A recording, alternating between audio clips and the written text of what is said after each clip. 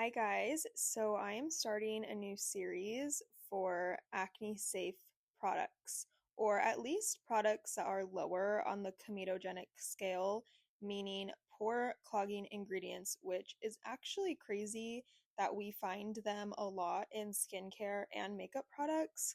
I know a lot of people aren't affected by this, but I have sensitive and acne prone skin. So if you're curious on what products that you should be using, what products might work for you, even if they do have pore clogging ingredients, then I would suggest coming along for the ride. I'll probably do a skincare series as well because I'm just really determined to have the best skin I've ever had and to find the products that work for me. As you can see with the Laura Mercier Illuminating Primer, it actually is completely acne safe, which I'm really surprised because their tinted moisturizer isn't, and they don't really market themselves as a clean beauty brand. But yeah, there are no pore clogging ingredients in that primer. The Glow Skin Beauty Luminous Liquid Foundation I've been using for years, and I actually thought it was acne safe because they have a skincare line and it's never given me problems, but there are actually pore clogging ingredients in it, and I was so shocked.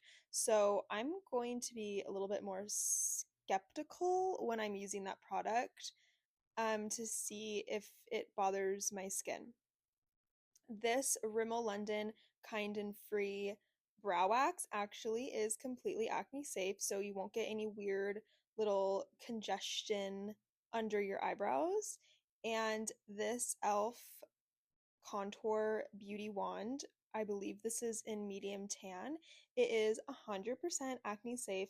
A lot of e.l.f. products actually is pore clogging ingredient free, which is so refreshing because it's so affordable. So I'm just using my Morphe M439 brush. I get a lot of questions about this brush. It is literally my favorite. I can use it for foundation, contour, blush, basically all my liquid products except concealer, but I probably could make it work if I had to choose only one brush. Also, the key is to obviously have clean brushes, especially beauty blenders, because sponges harbor bacteria. But I literally wash my brushes the day before I do my makeup. I am a stay-at-home mom, so it's not like I have to do my makeup for work every single day. So I do have the luxury to do this. If not, I would recommend getting a couple different brushes, especially Morphe because they're so affordable.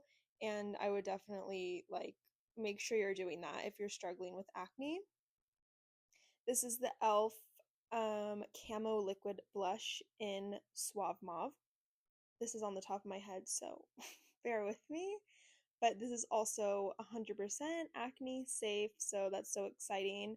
And these are basically dupes for the Rare Beauty liquid blushes. And this one, I forget actually, but it's one of their, I want to say Hope is their most popular shade, and this is a dupe for that. And I really love it. Like, I don't have any issues with e.l.f. I know some people have issues with the contour stick, which is a dupe for the Charlotte Tilbury one. But I don't have any issues. Maybe it's just the foundation I use. I know, like, either whatever base you're using, if it's oil based or water based, can affect the products you put on top. But I always feel like my makeup is fine. I think it's just taking your time blending things. So, this is the Tower 28 Serum Concealer. I think it's called the Swipe Concealer. My shade is KTOWN. It actually is a shade lighter for me. I would actually like one a little bit darker or warmer. But there is one pore clogging ingredient in this product, and I have seen this a lot. So, in like clean beauty products. So, I want to do some further research and see if it's lower on the comedogenic scale because it's really interesting that clean beauty brands still include this product. So I will get back to you on that. I actually want to get into the ingredients and I want to log which ingredients are fine for me. And so I'm just so ready to like play detective on all my products. I really feel like that is what is going to give me the most perfect skin. This is the Urban Decay Hyaluronic Acid Setting Spray. This is their like watermelon one. It's new and I really like it. It actually has only a couple ingredients, so I feel like it's probably on the cleaner side. It does have, I believe, two pore clogging ingredients, but also it lays on top of a lot of layers. So I'm also kind of skeptical of that as well, of like how much you can get away with if it's not the first ingredient on your skin, which is probably not the best, but I still want to have fun with makeup. I don't want to not get any makeup from like brands or trying out samples just because there's pore clogging ingredients, because I feel like that would take away so much fun of me being a makeup artist and beauty influencer. So let's see what, oh, the Kimchi Puff Puff Pass baking powder and banana I used. I love it. It's so good. The first ingredient is talc, which is so bad. But again, I'm kind of experimenting like what works and what doesn't. And then the MAC Studio Fix, I believe it's NC55. It's a foundation, but I use it as a bronzer. That does have a couple pore clogging ingredients as well as this MAC blush. But you know, I've been using these for years and I've never experienced like crazy acne from it. I'm just making sure that I'm triple cleansing, especially using an oil cleanser that really helps getting into the pores and pushing out anything in the pores. So that is just going to be my method of taking all of this off and making sure that none of it is left on my skin. This is a Rimmel London Kind and Free. I believe this is this brown. I think I used the brown one in this. It could be black. I'm not sure because the brown one, it's called Pecan. It's pretty dark, so I can't really tell actually. Um, but this is actually 100% acne safe. Not like it matters, but you know, I have experienced tiny little bumps around my eyes. So I guess it does matter. Whatever you're putting on your skin is important. And this is my favorite angled brush. It's by Morphe. It's the Jeffree Star collab that they did. You could probably find it on eBay, but it's amazing because the brush is so skinny.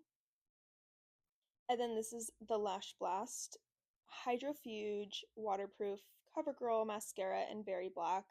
This is like such an OG product, and I get PR from CoverGirl, and so I was in the market for a new mascara, and this came in the mail, and I was like, yeah, this is just a tried and true. So, or tried and true. So that's what I'm using, and I need to use waterproof mascara because my lashes are so straight, and yeah, I just need it to be waterproof, unfortunately, because I know it's not the best for your lashes. So this is a Laura Mercier Caviar Stick. I am not sure what shade. I'm sorry. I think it's champagne something. It actually is 100% acne safe, which is great, but I don't understand why all these eye products are acne safe when I actually just need the face products to be acne safe. This is a Laura Mercier highlighter in not maybe addiction. Sorry, I should have this all in front of me, but yeah, so actually I don't think I looked this product up, but you know, it's sitting at the top of my makeup. It's never given me acne, so I will do research on that for the next video. This is my Marylia cosmetic faux freckles, and I don't believe I checked on this either because it's just on my nose, but honestly, there might be something in there because I have noticed a little bit of texture on my nose.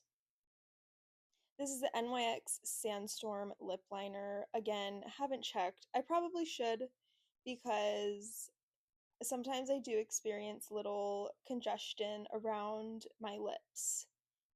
So I will get back to you on that. But, you know, I just researched the main products I was concerned about. So yeah, I love this. I guess it's a dupe for Charlotte Tilbury Anywhere Caffeine. I have such a good memory with these makeup products, honestly. I'm impressing myself.